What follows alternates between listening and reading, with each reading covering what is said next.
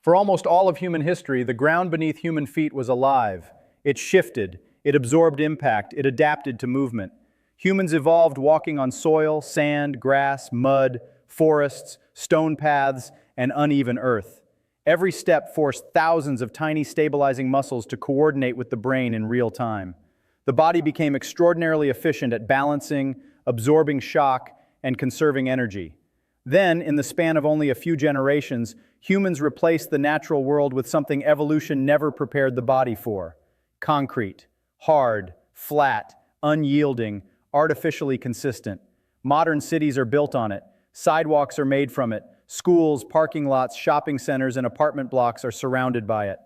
Millions of people now spend nearly their entire lives standing and walking on surfaces that do not behave like natural terrain, and the body is paying a price for it. Foot pain has become normal. Lower back stiffness is common even in young adults. Knee discomfort appears earlier than ever. Hip instability, plantar fasciitis, compressed posture, spinal fatigue, chronic tension, and reduced mobility are no longer rare conditions associated with aging. They are becoming environmental consequences. Most people assume the body is weak, but the body may not be the problem. The surface might be. Because every single step sends force upward through the feet, ankles, knees, hips, and spine. And when the ground no longer absorbs energy, the skeleton must do the absorbing instead. This changes biomechanics at every level. The human foot contains 26 bones, 33 joints, and over 100 muscles, tendons, and ligaments. It is not a rigid structure. It is a dynamic shock absorber designed to interact with variable terrain.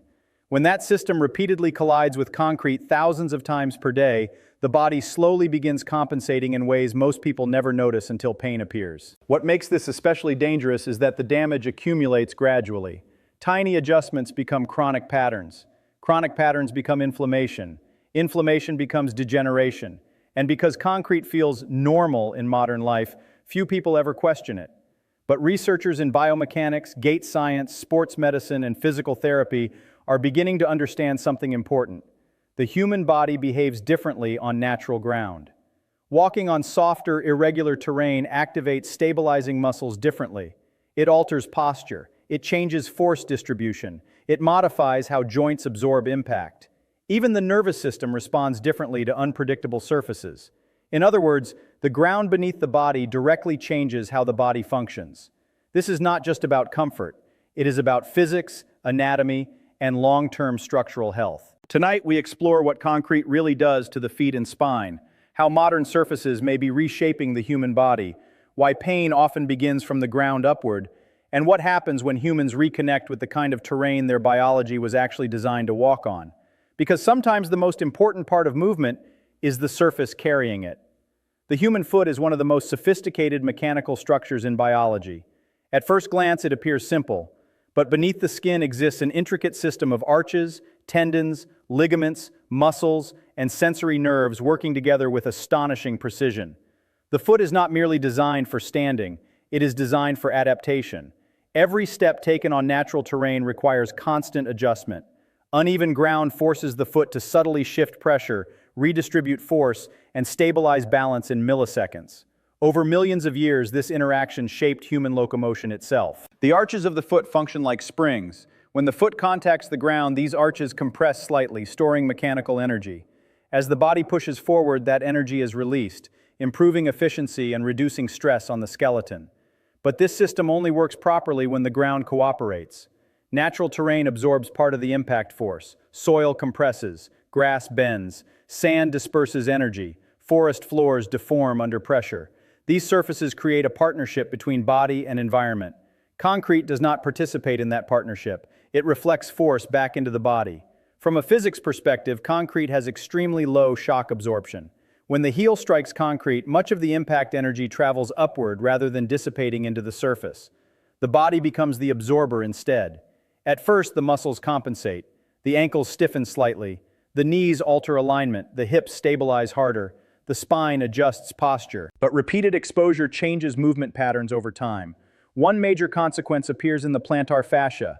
This thick connective tissue along the bottom of the foot helps support the arch and absorb shock. Constant walking on rigid surfaces increases strain on this tissue, especially when combined with modern footwear that restricts natural foot movement. Eventually, microscopic irritation accumulates. This can lead to plantar fasciitis, one of the most common foot pain conditions in the modern world. But the deeper issue is not only inflammation, it is reduced function. When feet stop interacting with varied terrain, the tiny stabilizing muscles inside the foot become less active. Over time, they weaken. The arches lose dynamic strength, balance declines, mobility decreases. The foot becomes less resilient because the environment no longer requires resilience. This is biomechanical deconditioning, and it may explain why many people experience fatigue simply from standing. The body was built for movement across living terrain, not prolonged exposure to hard industrial surfaces. Even sensory feedback changes. The feet contain enormous numbers of nerve endings that constantly communicate with the brain about balance, pressure, and orientation.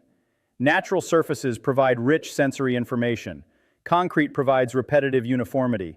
The nervous system receives less variation. Movement becomes more rigid and repetitive. Ironically, humans often attempt to solve this problem with thicker shoes.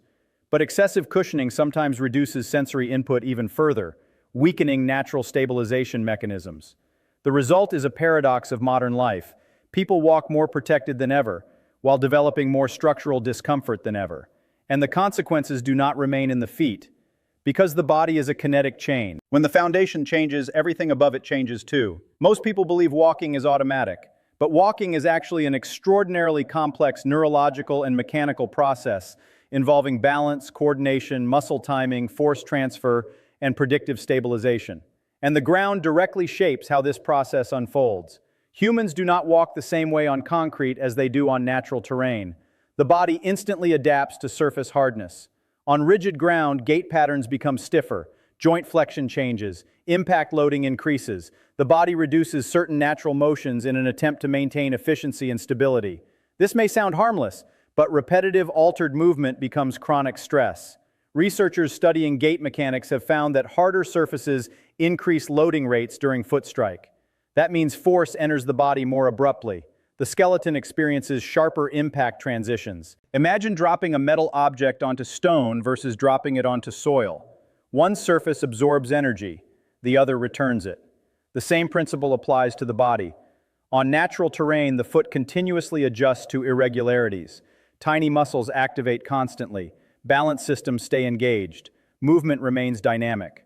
Concrete removes variability. Every step becomes mechanically repetitive.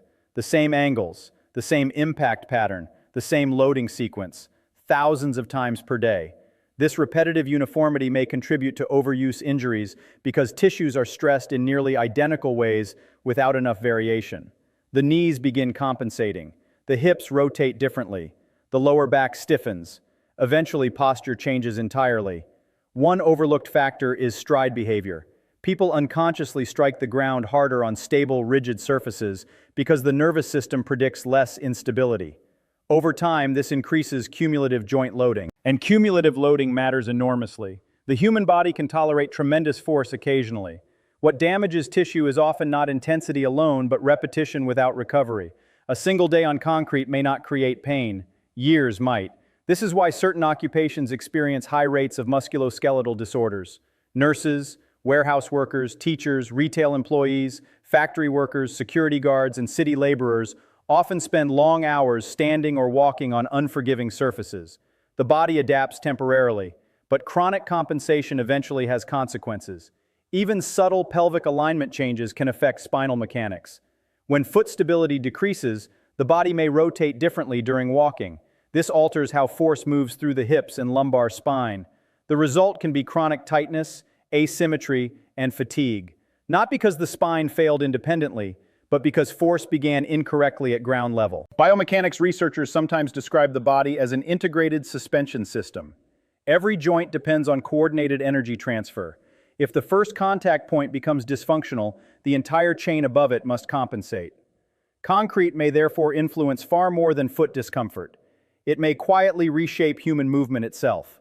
The spine is remarkably strong, but strength and ideal function are not the same thing. The human spine evolved to distribute forces generated during movement across dynamic terrain. Walking on natural surfaces naturally reduces repetitive impact transmission because the ground itself shares part of the workload. Concrete removes that cooperation. Each heel strike creates a small shockwave traveling upward through the skeleton. Normally, muscles, joints, connective tissues, and terrain collectively disperse this energy. But rigid surfaces increase the amount of force returning into the body. Over thousands of steps, the cumulative effect becomes substantial.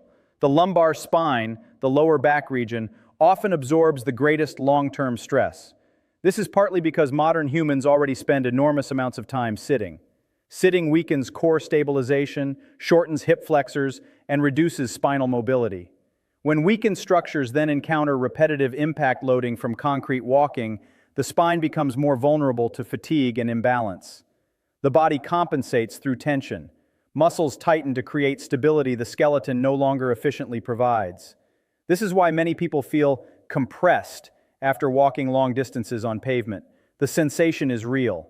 Intervertebral discs act as cushions between spinal vertebrae. Repetitive loading gradually compresses these structures throughout the day. While this compression is partially normal, excessive repetitive impact combined with poor movement mechanics may accelerate wear patterns. But the deeper issue is not simply impact, it is loss of variability. Natural terrain constantly changes spinal motion subtly. The body twists, stabilizes, adjusts, and redistributes forces dynamically. Concrete encourages repetitive identical motion patterns. The spine thrives on movement diversity. Rigid, repetitive movement creates stress concentration. Over years, this may contribute to chronic stiffness, limited mobility, and persistent muscular guarding. Even posture changes. When the feet lose natural responsiveness, balance shifts upward into the hips and torso.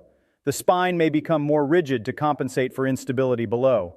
Unfortunately, rigidity increases fatigue. The body enters a cycle. Less mobility creates more tension. More tension creates less efficient movement. Less efficient movement increases stress. And eventually discomfort becomes chronic. Many people assume aging alone causes this process, but environment matters. The surfaces humans inhabit may be influencing skeletal health in ways modern civilization rarely considers. The body did not evolve in cities, it evolved in landscapes, and landscapes move differently than sidewalks.